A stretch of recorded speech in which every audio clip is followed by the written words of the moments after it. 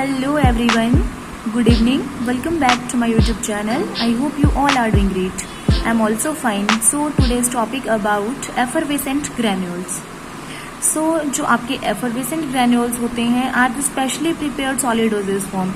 ये जो specially prepared किए जाते हैं आपकी solid means ठोस dosage form में, solid dosage form में of medicament meant for internal use. जिसका जो यूज है वो किस लिए किया जाता है, वो इंटरनल यूज किया जाता है. Okay, they contain a medicament mixed with citric acid. ये जो आपकी मेडिसिन होती है इसमें 3 चीजें मिक्स की जाती हैं, citric acid, tartaric acid and sodium bicarbonate. Okay, sometimes saccharin और सुक्रोज में भी added as a sweetening agent. इसमें जो आपका सैकरिन और जो सुक्रोज यूज किया जाता है वो स्वीटनिंग एजेंट के लिए यूज किया जाता है. Before administration the desired quantity is dissolved. जब आप क्या करोगे, मतलब लेने से पहले, जब आप ये मेडिसिन लोगे उससे पहले क्या करोगे कि लेने से पहले desired quantity is dissolved in water. जो भी आपकी ड्रग्स की जो डिजायर्ड क्वांटिटी होगी उसको वाटर में डिजॉल्व करना है. The acid and bicarbonate react. जो आपके पास जो एसिड होगा और जो बाइकार्बोनेट होगा वो रिएक्ट कर जाएगा और वो क्या करेगा, जब वो दोनों आपस में रिएक्ट करेंगे तो वो एफरवेसेंस प्रोड्यूस करेंगे. उस दौरान जब आपकी जो कार्बन डाइऑक्साइड होगी वो रिलीज होगी तो क्या होगा, उस टाइम आपका जो वाटर होगा कार्बोनेटेड वाटर प्रोड्यूस करेगी. जो क्या करेगा, जो कार्बोनेटेड वाटर होगा उसका जो वर्क रहेगा वो रहेगा आपकी जो मेडिसिन होगी, आपकी जो ड्रग होगी उसका जो बीटर, कड़वा और जो सेलाइन टेस्ट होगा उसको वो मास्क करने का काम करेगा जो आपके पास कार्बोनेटेड वाटर होगा. More over carbon dioxide stimulate the flow of gastric juice.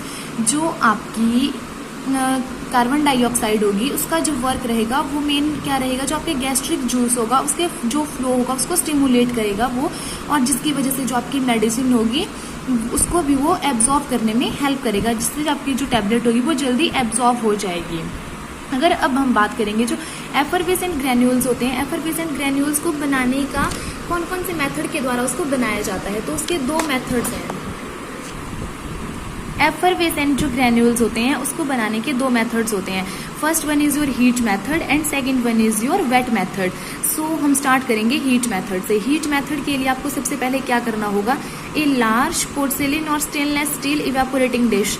आपको एक इवेपोरेटिंग पैन लेना है, चाहे वो पोर्सिलिन का हो या स्टेनलेस स्टील का हो. Is placed over the boiling water bath होगा, उसके ऊपर आपको वो प्लेस करके रखना है. ठीक है, the dish must be sufficiently hot. जो आपकी डिश होगी जब वो हॉट हो मतलब गर्म हो जाएगी, before transferring the powder into it, पहले उसको गर्म कर लो उसके बाद उसमें पाउडर ऐड करना. To ensure rapid liberation of the water of the crystallization from the citric acid.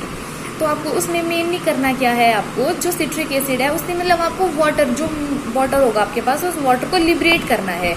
If heating of the dish is delay, अगर आपकी जो डिश है वो बहुत धीरे धीरे अगर वो गर्म हो रही है तो आप क्या करो, उसमें आप पाउडर उसमें ऐड कर सकते हो.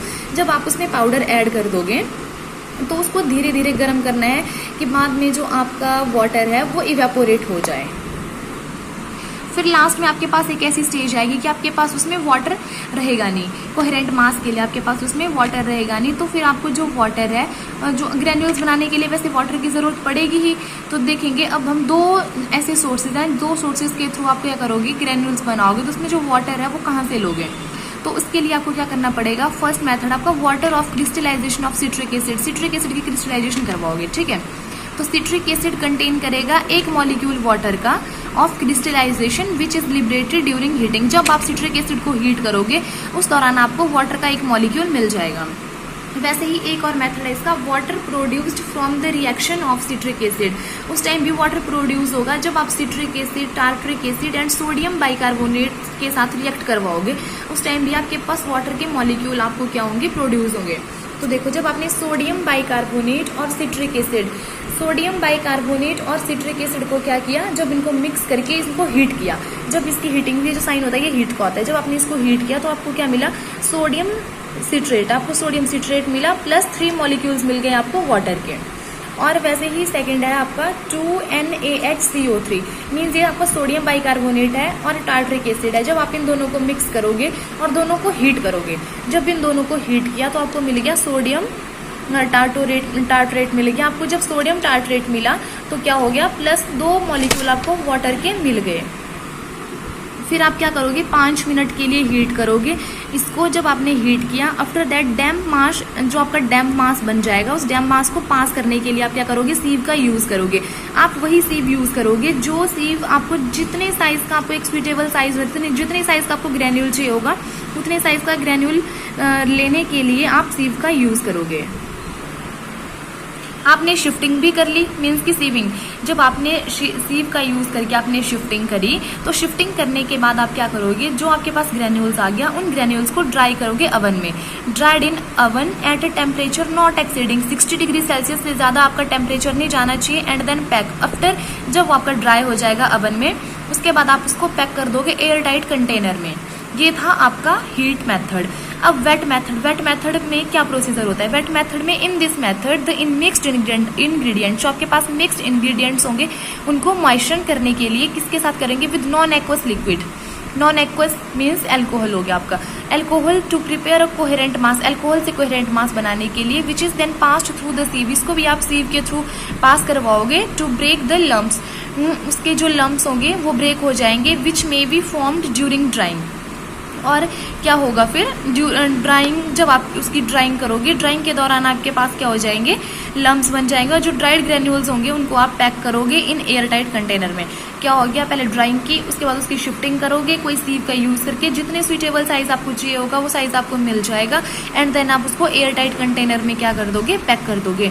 सो आई होप आपको आज का टॉपिक अच्छा लगा होगा। अगर टॉपिक अच्छा लगे तो वीडियो को लाइक करना, शेयर करना और चैनल को सब्सक्राइब करना ना भूलें। Thank you.